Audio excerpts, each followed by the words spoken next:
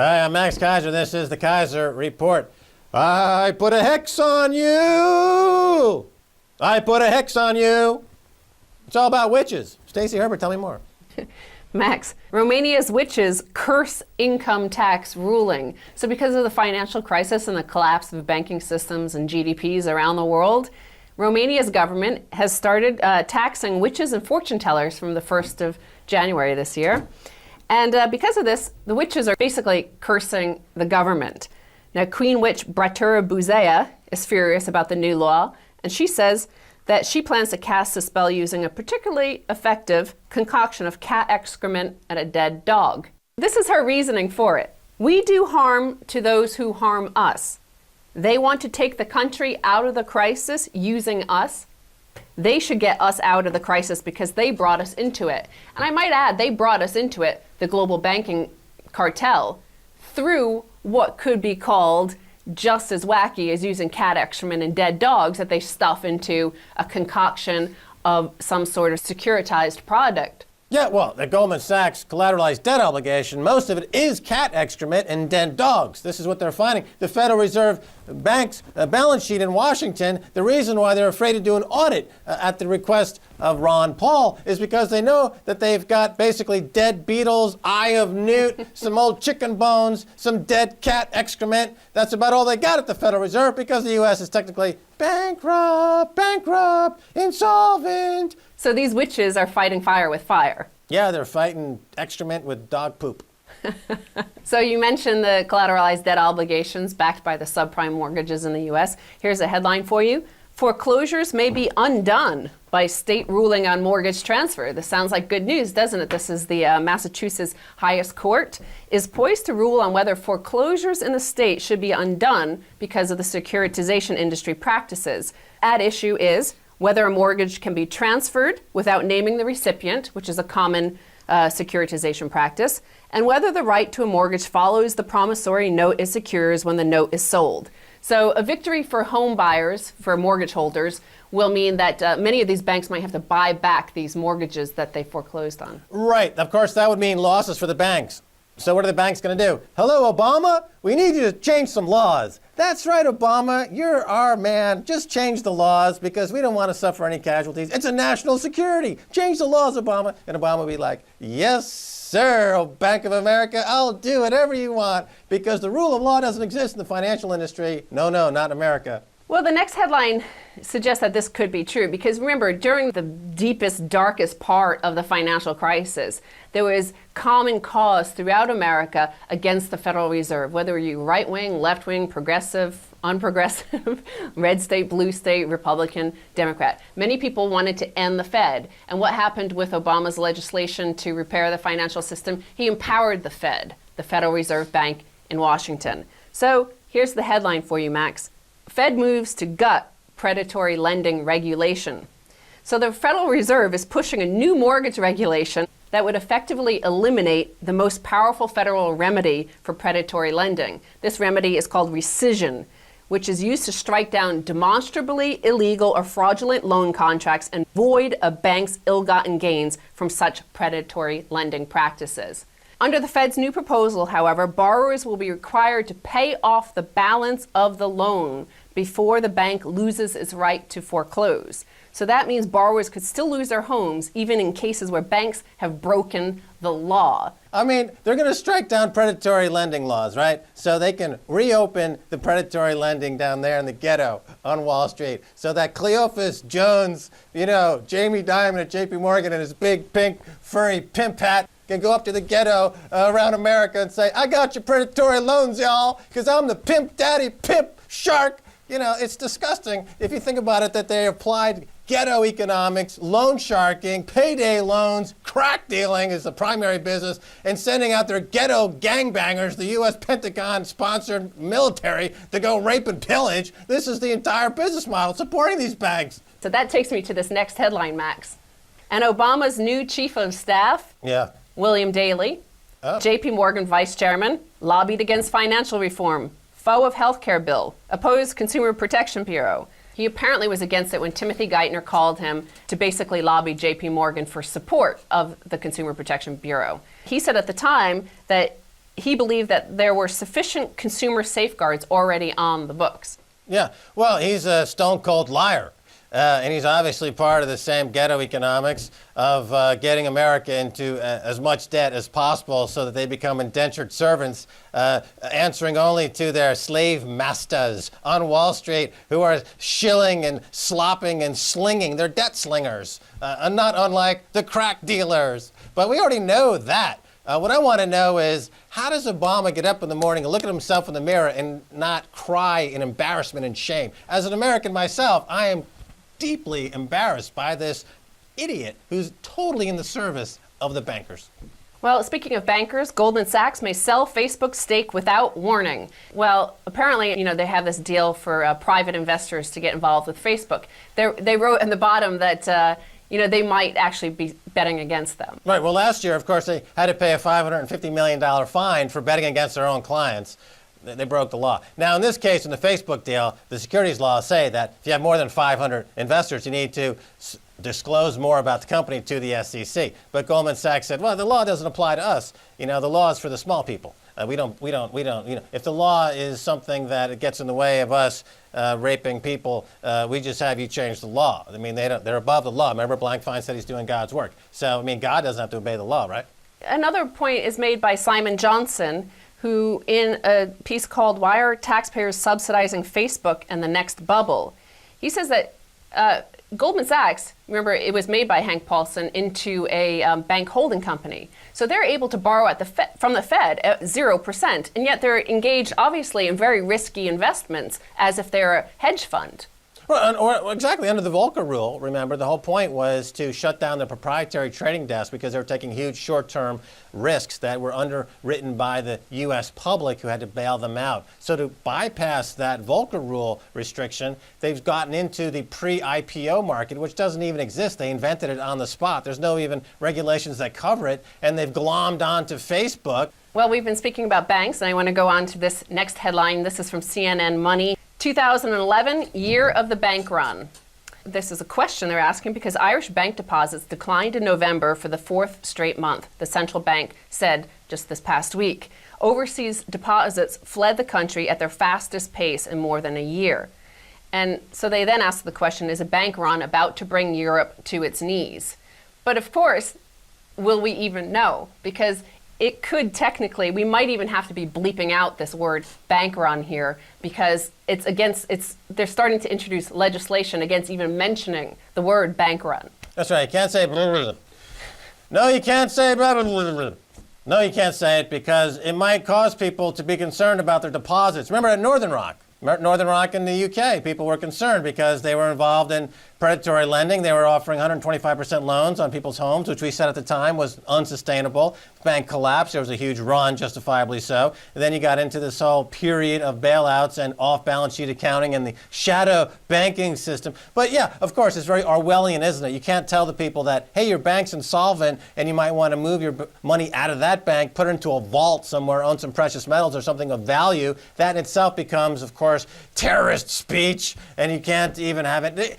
Ultimately, what this means is that when you go to take money out of the ATM, it'll say, well, you can only take out $20 or $30 a day or 20 or 30 euros a day. It'll be basically a collapse, but you won't know it because your money will be rationed to you. But speaking of money being rationed, it's not real money. People get confused when they think money. It's actually debt. So that brings me to this next headline, Max.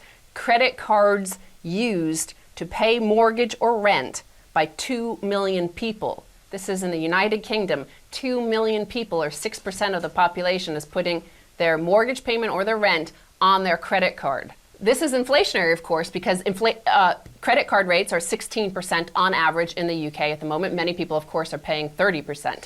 But this has to be added to these inflation numbers. That's right. That's right. And of course, the governments are trying like mad to keep rates from going even higher by buying back their own debts. So they're printing more money to buy back their own debts. Well, they're doing this to keep money from being expensive for the bankers. So the bankers, like Goldman Sachs and JP Morgan, will always pay 0%. These people at the bottom who are suffering the inflation will continue to pay 16%, 20%, 80% more every single month, every single quarter for their rent and mortgage. Yeah, absolutely. And we also see, inflation and this sovereign debt issue. In the final headline here, Max, Jeff Rubin, peak oil means massive sovereign defaults. So this is Jeff Rubin, and he's a legendary oil analyst, apparently, and he says that it takes huge amounts of energy, particularly oil, to achieve the growth rates that all the near-bankrupt governments around the world need to even service their debt, let alone repay it. So the minute global industrial production recovered from the recession, oil prices were suddenly on the verge of triple digits. That's not an accident, since the two go hand in hand. Global oil demand is up 2.5 million barrels per day from last year. Any further increases in oil demand and oil prices will be trading comfortably in triple-digit range. Yeah, so in other words, GDP growth, you need it to re-stimulate the economy to pay off all the debt. But GDP growth is contingent on oil. Oil drives the global economy. Every single part of the global economy is tied to oil. But he also mentions the fact that you've got peak oil. So there's probably not even enough oil in the ground to finance the recovery. So there's just a huge intersection of competing die-offs. Not only are the birds dying and the fish dying and the crabs dying, but the bond market's dying and the credit market's dying and the oil's dying. It's peak oil. Well, there's not enough oil in the ground at less than $100 per barrel. Right. And you need that less than $100 per barrel to continue to grow the economy. Didn't the Mayans say that 2012 was the big end of time, I believe? Well, we should ask the Romanian witches. They would know. All righty. Well, thanks, Stacy Herbert, for being on the Keiser Report. Thank you, Max. All righty. When I come back, we're going to be talking with Gonzalo Lira in Chile about the economy, what's happening down there. So don't go away.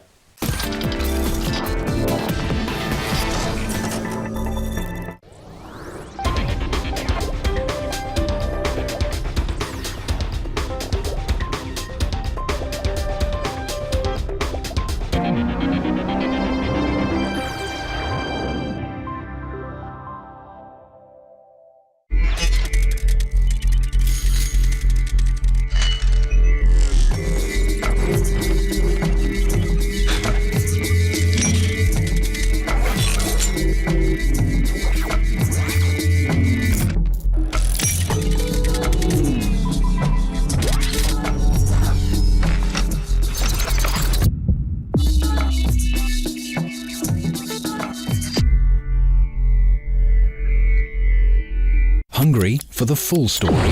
We've got it firsthand. The biggest issues get a human voice, face to face with the newsmakers on RT.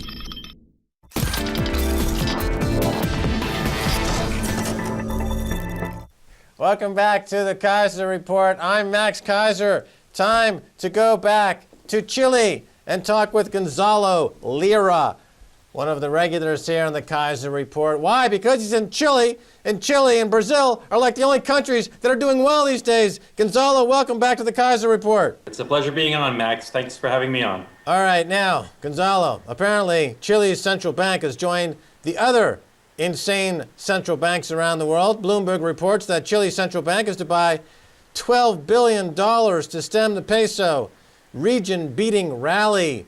This looks like another chapter in the currency war. What's going on? Yeah, exactly. It's another part of the race to the bottom. The problem for Chile is that Chile has an economy of about 163 billion as of 2009 numbers. And 12 billion, as you can tell, is about roughly 7.5–8% of that economy. The problem was that the dollar was collapsing against the peso so rapidly that it was really killing exporters here. Chile is the largest exporter of copper in the world, as well as zinc, nitrates, gold, silver. And so because of the rise in commodity prices, the peso was accruing tremendous value against the dollar. It had risen, I believe, about 30% since the lows of the 2008 crises. 30% in 2 years. I mean, it was just killing exporters. All right, Gonzalo, walk us through this methodology here. In other words, all these countries around the world are trying to export their way back to growth after the huge financial collapse of 2008. But clearly, this currency war, beggar thy neighbor policy, it can't result in everybody winning. It sounds like, everybody's going to lose in the end? Or is it a game of chicken? And where does this all end up going? That is the $1 million question, or the $1 billion question, or the $1 trillion question. Nobody really knows how it's going to end, but it's going to end badly. A beggar thy neighbor policy actually works when you have a medium-sized or smaller economy amidst other economies that are doing okay, and you basically devalue your currency to dig your way out of a hole that you've dug. A classic example is, for instance, Sweden in the early 90s when they had their own banking crisis, and they recapitalized those banks, devalued the krona, and dug their way out of their hole. But the problem is that when the reserve currency, the largest economy in the world, starts doing a beggar thy neighbor policy, it has a tremendous impact, a nefarious impact on all the other developing economies. Not just developing economies, excuse me, but all economies, full stop. Yeah, you mentioned the world's reserve currency, the US dollar, is the number one offender. And of course, it is the world's reserve currency, so you wouldn't want them to be in a position of trying to beggar thy neighbor in this way to accentuate the problems. As you write in a blog recently, Gonzalo, quote, is the Federal Reserve really purchasing over 60% of 2011's fiscal deficit? In a word, yeah. Okay, tell us what's going on here. It's just basic math. I mean, this is the tragedy of it. Nobody seems to have noticed it. Everybody's been noticing QE2, quantitative easing 2, the recently announced policy of purchasing $600 billion over 8 months to prop up the treasury bonds and keep yields low. But nobody's looking at it from the opposite end, which is basically between the reinvestments of QE Light and this $600 billion of QE2, you basically have between 60 and 70% of the fiscal year 2011 debt, U.S. government debt, being purchased by the Federal Reserve. I mean, basically monetizing that debt. So the only conclusion is that the United States has officially become a banana republic, but with nukes. Right, so, okay, the government is buying 60% of its own debt issuance. You're saying they're monetizing 50% of that, which means that they are printing dollars to buy the debt, to monetize the purchases. And, of course, that purchased debt is used to pay off a lot of the structural debt that's still on the balance sheet going back to 2008. So it's not showing up necessarily in the CPI numbers, the consumer price inflation, but at the same time you see on the product side, people, they go to the store and they buy a can of Coca-Cola and it's a third of the size less than it was a month before. It reminds me, going back to Roman times, didn't they clip the coins? They took little under Nero or one of those, I think it was Augustus. I think that it was Augustus who started doing that, of clipping them and mixing tin and copper with silver in order to get, basically to debase the currency. Yeah, that's what they're basically doing, and it seems that, when empires start to decay, this is one of the things that they start doing. They start creating a police state, as the Romans did under Augustus, or Tiberius rather. And, the United States today under the, the Homeland Security, stop the terrorist police state that's being occurring. Another effect is this debasement of the currency. Right, so that's an interesting, actually, analogy there. The police state in Roman times coinciding with the government debasing the currency, and now you've got a virtual debasement going on with the downsizing of these consumer products. People going to the store and they're finding that the coffee is no longer Colombian coffee. It just says kind of generic coffee, but the price is the same. Simultaneously, they're monetizing the debt. Simultaneously, they're hiding through the shadow banking system a lot of the banking debt that is still yet to be disclosed. Of course, they can always flash that whenever they need to hold up Congress for an additional bailout. So tell us about, it all kind of shows up in the debt ceiling. How far higher can the debt ceiling go? The debt ceiling can go as high as Congress wants it to go. Ultimately, in a democracy, Karl Marx said it best, a democracy goes down the tubes when the people realize that they can vote themselves all the money in the treasury. I'm paraphrasing, of course, but that's the basic upshot of the quote. The Congress can, decide that they're going to increase the debt ceiling to 100 trillion, billion, gazillion dollars, and presto changeo, that's the law. Now, of course, you have this issue between the Treasury issuance of Treasury notes in order to finance the deficit and the Federal Reserve that is printing money in order to fill up that hole. So ultimately, you don't see an end to this policy. The only way it's going to end is in tears. Now, you do see some relative strength in the U.S. dollar, and people are saying, well, the rise in interest rates, the 10-year yield, is indicative of a strengthening U.S. economy. Is that the right conclusion? My conclusion is that both the equities market, which everybody knows is in la-la land, and now the bond market are just fictions. That's my own sense. The only thing I'm paying attention to is commodities, and commodities are just continually rising. And so it seems increasingly clear that between the manipulation of the equities market, the clear manipulation of the treasury bond market by the Federal Reserve, I mean, they are putting so much money into the market that it is inevitable that they can manipulate it at will. I don't really, a lot of people talk about the bond market, the treasury bond market, but to me it's just a fiction in a long-term outlook. Sure, short term it goes up, it goes down, yields widen, yields grow narrower, but long term it doesn't really matter because it's all going to hell in a handcart. And the only thing that matters at this point, to me at any rate, are commodities. And it's not that I'm a big gold bug or I'm somebody I don't trade regularly in commodities, to tell you the truth. I've only gotten into it in the last year. But it's inevitable that that's the future because the way that the policies are being implemented, both in the United States and in Europe. I mean, we can't forget Europe and how badly they mishandled the relatively paltry crises in Greece and Ireland, that you recognize that the people who are running the two major currencies of the world really don't seem to know what they're doing. Okay, now you're in Latin America, and of course that region is associated with the banana republics of the 1970s. We've got a couple of minutes. Just kind of go through some of the telltale signs that you see in the U.S. right now that for you, having studied the economy in Central Latin America in the 1970s, some of the warning signs, some of the red flags you see popping up that are a direct analogy to what happened in the 70s in South America. Well, what happened in South America was over-indebtedness because in many countries, they pegged the local currency to the dollar, and thereby they were able to access a whole host of credit facilities, and they got over-indebted, and it all ended in tears. Now, the same thing seems to have happened in the United States, but the only difference was that the United States was able to prop up its banks without doing the necessary surgery and amputations that are necessary to a dead banking sector. They propped them up and they created the zombie banks, the too big to fail banks. Now, the United States has not had a day of reckoning with its financial situation. And so those zombie banks are still going out there. And what is happening is that all this money printing has been going into commodities, which seems to be where the store of value is. I shudder because it seems to me that the people who are running things in the United States have not learned anything from the hard-won experiences of Latin American countries and other emerging markets that had a similar situation as to what the United States is going through today, and yet have not taken to heart the lessons learned from those very painful episodes. So I think that the United States is bound to suffer the same fate. Let me ask you about a conundrum that folks seem to overlook. The U.S., the dollar, world reserve currency, all major commodities are priced in U.S. dollars.